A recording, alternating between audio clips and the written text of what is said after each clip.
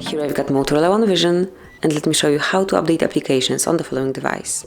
So at first you have to open your Play Store, in my case it is located right here, then tap on the More icon. Here you have to access My Apps and Games, so it's the first possibility here. And here under Updates you will find all applications that can be updated.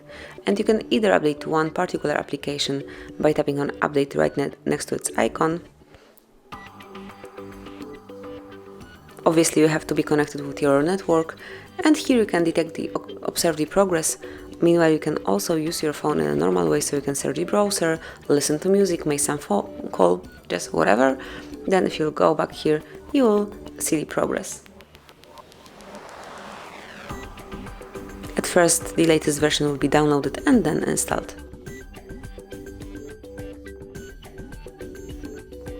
And that's it. As you can see, it has been done. Now you will find it under Recently Updated.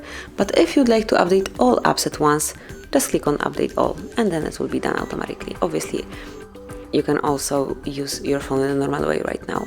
So that would be all. Thanks for watching. Please subscribe our channel and leave the thumbs up.